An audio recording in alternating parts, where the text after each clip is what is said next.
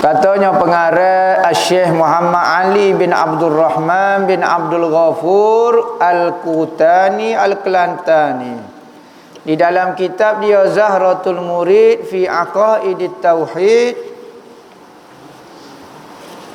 sehinggalah perkataan dia kat mana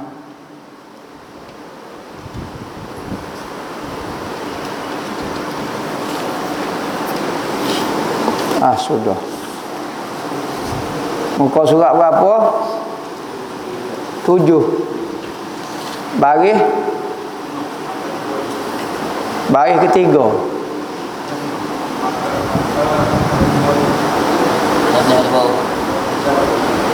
Maka erti wajib.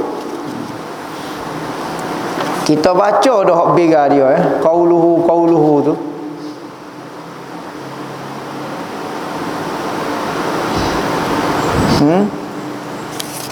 Qauluhu baca dah muka surat ni tu.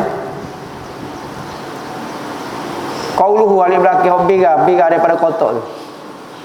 Baca dak? Tak baca lagi. Tak baca nombor ni, tak baca lagi qauluhu. Kalau nombor 5 baca dah qauluhu.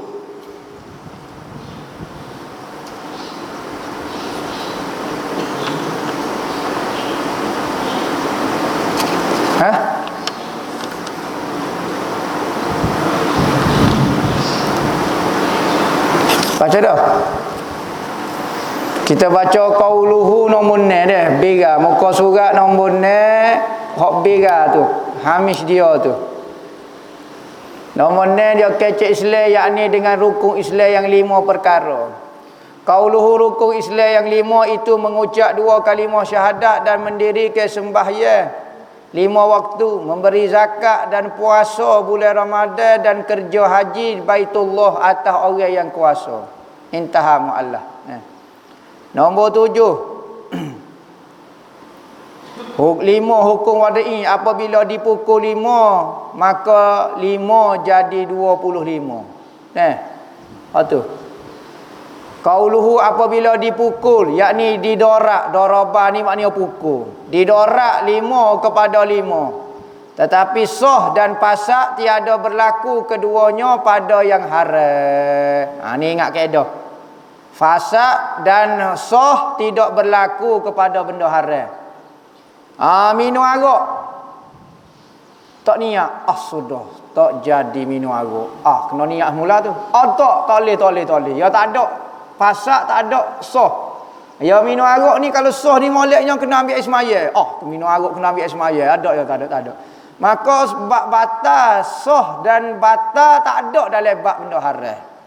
Melainkan apabila ada ia daripada ibadat. Ibadat kena ada. Sah ataupun batal. Dan segala ungkut ni perjanjian, jual beli. Sekalipun dia bukan ibadat, tetapi ada sah, ada batal dia. Seperti semaya pada bumi yang dirampas. Semaya tu ibadat. Apa hukum dia? Sembahyang tu sah, tetapi haram. Kerana apa? Bumi ni kita ambil dengan cara zalim, dipanggil rapah. Maka kita semaya, kita buat rumah atas tempat itu, zalim kita. Haram merampah barang. Tapi semaya tu sah. Maka semaya tak boleh tempat zalim lagu tu, pergi cari tempat halal. Semaya tempat yang halal. Dalam mazhab kita, halal tidak menjadi syarat. Manakala mazhab Ahmad Ibn Hanbal, kalau pakai pakaian contohnya yang dicuri batal dengan semaya. Batal semaya. Tak sah semaya. Kalau curi barang, kita buat semaya. Curi syah, curi serbai, curi gapo, buat semaya batal. Menurut mazhab Hambali. Mazhab Syafi'i dak sah hukum dia, tetapi haram lah kerana pakai pakaian yang haram. Gitu sahaja. Begitu juga tanah yang dirampas secara zalim. Kita pergi semaya situ. Ataupun tanah kita buat lagu mana rumah kau bangunan kau gapo dia hak zalim, dengan cara zalim dirampas, pergi semaya situ, maka hukum dia sah semaya tapi tak berdosa. Kena semaya yang tepat je mana. Ada kata semaya tak boleh pahala. Semaya tu sah tapi tak boleh pahala. Dan menjual inap Inap ni anggur. Jual anggur bagi orang yang berbuat arak. Kita jual anggur kepada orang jual arak. Arak ni dibuat daripada anggur. Tak ada buat daripada air Nescafe kau apa dia.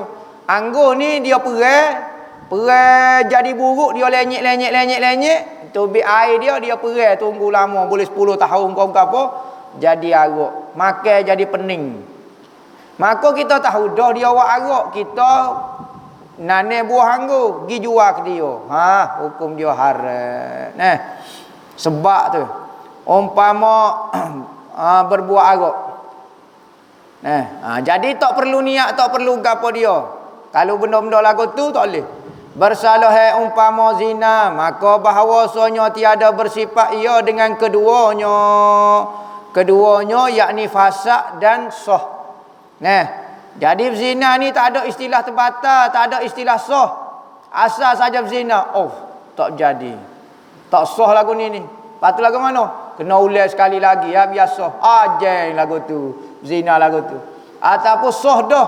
Tak ada istilah sah ke apa. Demikian lagi sah dan fasad itu tiada berlaku keduanya pada yang makruh. Makruh pun tak berlaku. Apabila ada yang makruh itu daripada ibadat dan segala ungkut seperti sembahyang. Saat ni contoh benda haram. Ni contoh benda makruh pula. Maka tak berlaku juga fasad dan sah di dalam makruh seperti sembahyang dalam hammam. Maya dalam bilik air. Hammam ni sebab kita tak ada lah.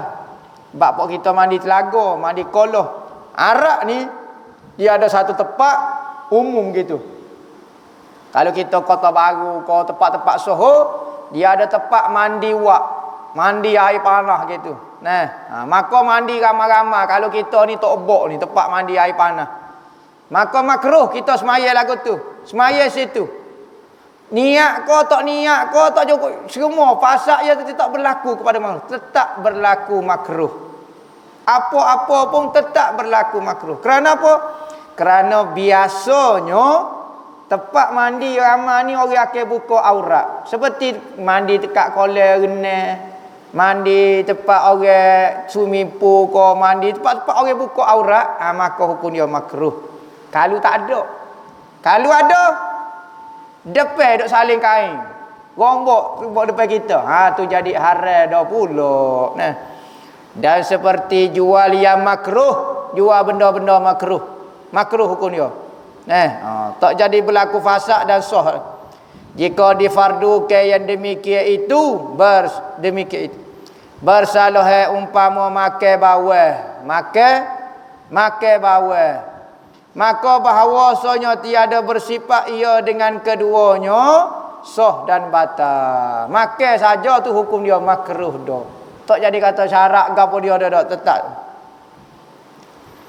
Nombor 8. Qauluhu dan misal maneknya pada sunat. Pada sunat contoh manek bagi sunat. Manek ni benda yang menghalang daripada buat benda sunat seperti haid ataupun nifas. Maka tak boleh buat ibadat sunat jika berlaku haid dengan nifas, jika bagi benda yang berkehendak kepada bersih. Dan misal yang sah pada sunat apabila sempurna segala syarat dan rukunnya, dan misal fasad pada sunat apabila tiada sempurna segala syarat dan rukunnya.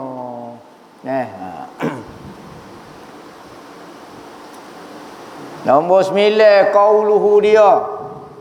Dan syarat bagi makruh dan manik pada makruh itu berhajat kepada memburu, dan tiada berlaku sah dan fasad pada makruh seperti tiada berlaku keduanya pada yang haram seperti yang telah terdahulu. Nombor 10 pula. Nombor 10. Qauluhu dan syarat harus berkahwin.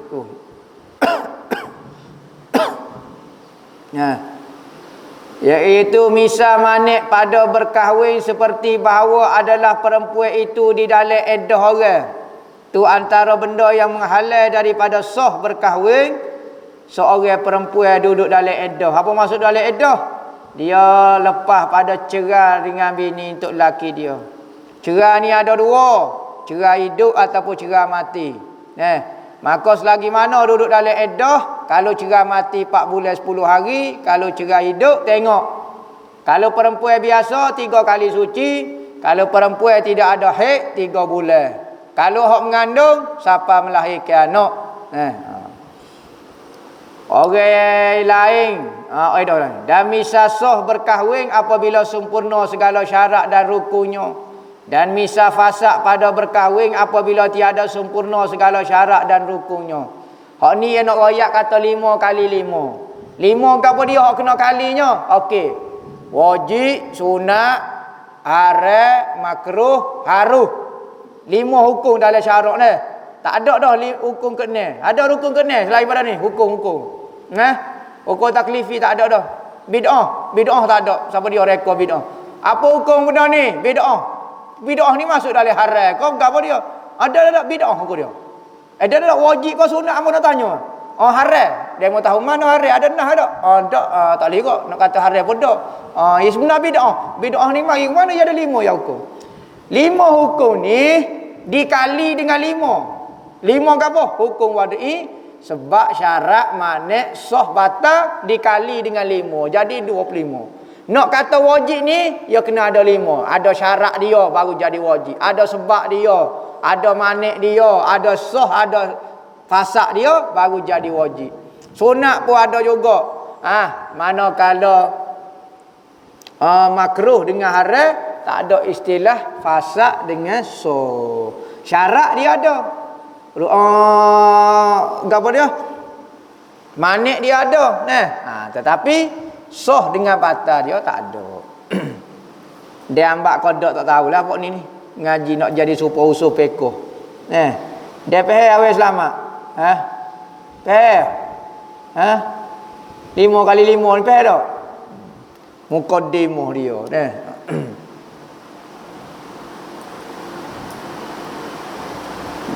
Tu baru baca kitab orang baru. Kalau baca ilmu dia, ngarang dia tinggi lagi. Nombor 11. Nombor 11 kata salah suatu daripada keduanya, yakni daripada dua pekerjaan yang bertambatan antara keduanya, seperti api tiada memberi bekah pada menghanguskan, dan makanan tiada memberi bekah pada mengenyahkan dan umpamanya. Lepas tu bab hukum adat dia kecek. 12 depan.